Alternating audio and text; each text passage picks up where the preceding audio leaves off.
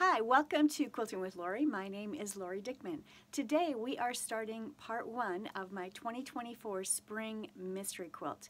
This quilt that I've designed, I have entitled Dutchman's Crossing. This mystery quilt is a queen size quilt, 90 inches by 90 inches.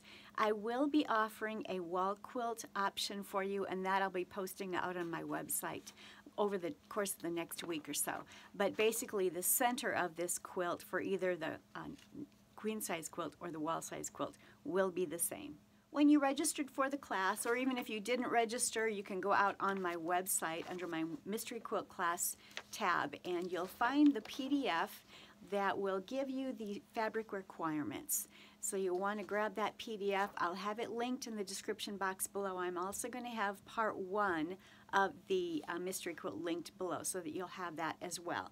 Because today I'm going to not only talk to you about fabric selection, but I'm also going to show you how to make the first block in our quilt. You're going to find that this quilt pattern is so very simple. You're really going to enjoy making it. If you have a busy spring, this is something that you can absolutely get accomplished because the squares that we're going to be working on for the entire center of the block, or of the quilt, they're 18.5-inch blocks. So we're going to create a 54.5-inch center of our quilt very quickly with just a total of 9 blocks. So let's talk a little bit about fabric selection. This pattern I designed for a quilt, a queen size quilt, that will be used in the guest room at my home for when my granddaughter stays with us. And in that room I do have some beautiful horse photos, and she loves animals, and so this is a photo that's in there. And so I literally went to my scrap stash. None of the fabrics that I am using for this queen size quilt have I purchased. It's all coming from my stash.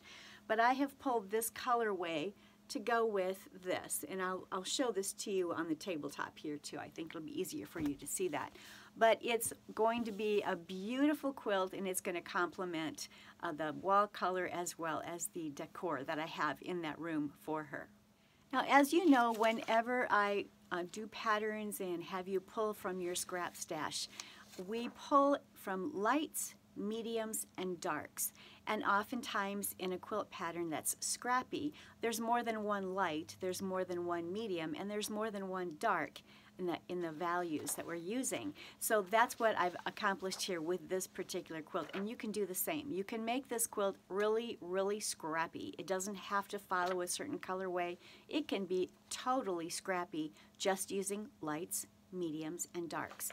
What I am doing, as you've noticed on your sheet, it's asking for 2 1/4 yards of a light fabric. My light fabrics are these right here.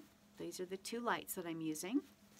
And then it's also using medium number 1 fabric, and those are greens. My greens are actually going to be these sort of beigey taupey colors, and they do have a green undertone, but there's a variety of them. I think I had maybe not even a yard of each of them, but that's what I used for this quilt. And then my medium 2s, which you see in the yardage requirements, I'm using pinks, and I have 2 pinks that I am using from my stash. And then I'm also using for the darks blacks. I'm using black fabrics, and I pulled 3 different scrappy black pieces or yardage pieces from my stash. And that is what I'll be using for this quilt. I'm going to bring you down to the tabletop here so that you can see this. So again, be sure to grab the PDFs. There will be the introduction and supply list PDF that I'll have in the description box below, and there will be the part 1 block A PDF that I will have in the description box below. And you'll see here that these were the lights that I've pulled. These were the medium 2s, which are roses, soft roses. And then I only have 1 of these that's left, but this is the greens, the medium 1s, and then the blacks. And I've actually cut out all of my parts and pieces for the entire quilt because, of course, I need to be ahead of you all as I do this. But this is the picture that I was using from Danny's room, the guest room, and I have just tried to pull fabrics that work beautifully with this, as well as with the walls, the color of the walls. So that's what I'm using. Now let me show you how I've put these together. In your instruction PDF for block A, I'm going to flip it over here. This is the first block that we're going to make. Each of the blocks in the center of the quilt are 18.5 inches unfinished. Nice big blocks. The center of this quilt is going to go together so quickly. Now, as I've mentioned, you could make these blocks. There's going to be 5 of these blocks that we're going to be doing for the center of the quilt. You could make each and every block completely scrappy just by using some mediums that would work well for these 6.5-inch squares, and then find some very dark 2.5-inch squares that would work well where the black ones are. Find some wonderful scrappy medium number 1s that would work well where the greens are, and this represents the green in the block. And then these, of course, are the lights. So you can pull from your scrap stash 2.5-inch lights, 2.5-inch mediums, 2.5-inch darks. Every single block can be completely different. It does not have to match the other blocks in the quilt. I think a scrappy quilt is a beautiful quilt. If you have a lot of 2.5-inch jelly rolls strips in your stash, that's another way that you can accomplish this quilt. You can absolutely use those and subcut into 2.5-inch squares.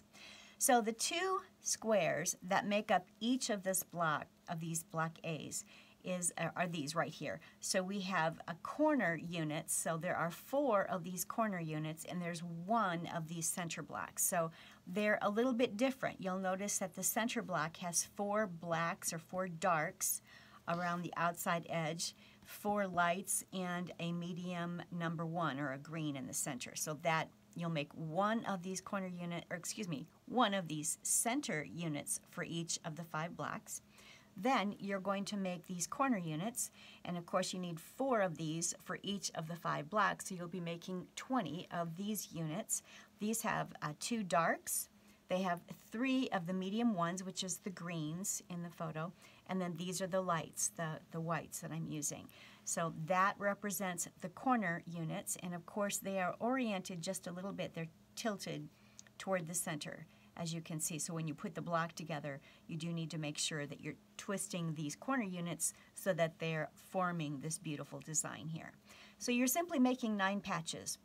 I would go ahead and get that all done together in assembly line fashion. I like to lay mine out next to my sewing machine, as you have seen me do many, many times, and I web them together.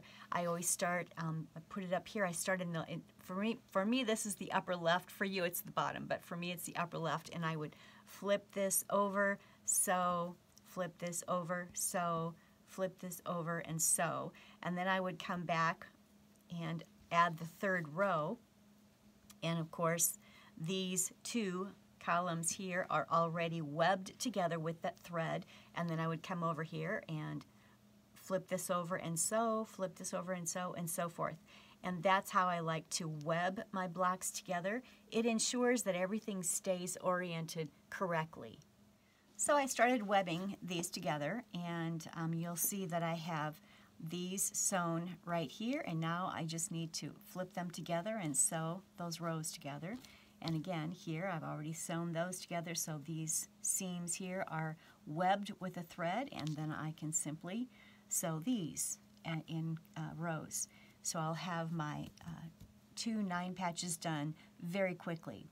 I'm going to make a total of 20 of these. I'm going to make a total of 5 of these, and then I'm going to put them in this orientation here for each block. And we're going to also use our 6.5-inch medium number 2s. In my case, they're pinks. Yours might be a different color, but they're 6.5-inch squares that you'll pull from your stash or cut from your yardage. And then we're going to just put the rows together like this. So we have the corner units oriented this way.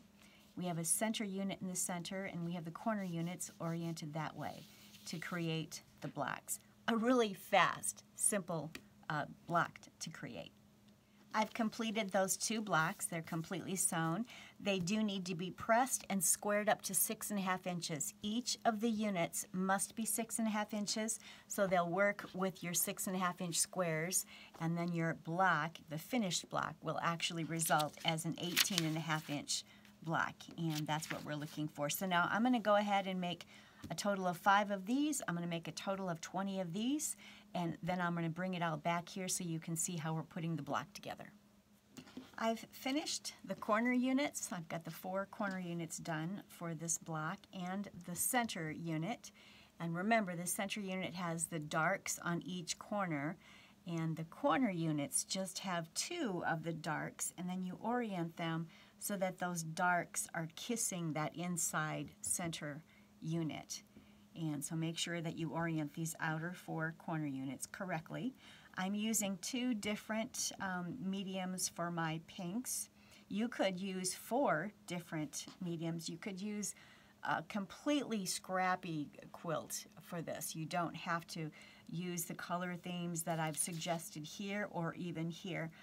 This, of course, is following that photo that's decorating my granddaughter's bedroom here in the guest room. But you can just have fun and make this as scrappy as you'd like. This will absolutely be a quilt that will use up a lot of your scrap stash. So all of these are 2.5 inch squares. These are 6.5 inch squares. That's all we're using for these 5 blocks. This is going to finish at 18.5 inches before it gets, actually it's 18.5 inches before it's finished. When it's in the quilt, it will be 18 inches finished. But it's a great big block, and it's going to make the center of this quilt go together so very quickly.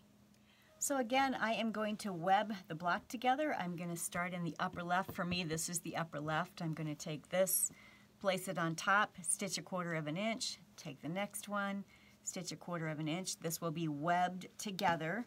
Then I'll have all of that webbed. Then I'll open it up. You can pretend this is actually stitched here, webbed with a thread. And then I'll do the same here. I'll bring these up and sew those together in this one and this one. And then I'll have the columns ready, and then I can actually sew the rows together. Then I will press it and square up each of these to 18.5 inches. I'm going to make 5 of them. For the pressing on each of these, very simple. I pressed to the dark as I was working on each of the units, and then I pressed the centers open. So nothing fancy, just very, very simple. So that's how I pressed everything, and I'll probably do the same thing when I put the whole block together. I'm going to go ahead and finish the block, get it all sewn together, and get it pressed and squared up to 18.5 inches, and then I'll bring it back so you can see it complete. So here is my completed block. It's been pressed. It is squared up to 18.5 inches. And so each of these units needs to be squared up to 6.5 inches. And these squares, of course, have to be 6.5 inches. And then when you sew it all together, it's going to be 18.5 inches. So you need to make 5 of these. And then next week we'll be working on block B, and we'll be making 4 of block B. And again, it's another simple block. The center of this quilt is going to go together so very quickly. You will love how quickly the center of this quilt will go together. The borders are pieced borders, and there's just a little bit more involved in the borders themselves, but that really makes the quilt. And so I'm hoping that all of you will be working on this. Hopefully you'll all be doing the 90 by 90 inch quilt. If not, I will be providing a wall quilt with simpler borders, and that is something that I'll be promoting for you next week once I've shown you how to do block B. So as you can see, these colors, they're more of a muted, soft, kind of a romantic look, if you will. But they go beautifully with the decor that I have in Danny's room. So I'm excited to get this quilt finished. Hopefully you've enjoyed today's lesson. If you do have any questions, you can certainly contact me through my YouTube channel. You can contact me through my website. I've got an email out there. You can get in touch with me. And if you have any questions at all, please don't hesitate to let me know. Thanks so much for stopping by for today's class on part 1 of the Spring 2024 Mystery Quilt project, which is Dutchman's Crossing. And if you do like the content that I provide on my channel, please don't forget to like and subscribe and leave a comment. That really does help my channel to get out to other viewers just like yourself. And so until next time, happy quilting.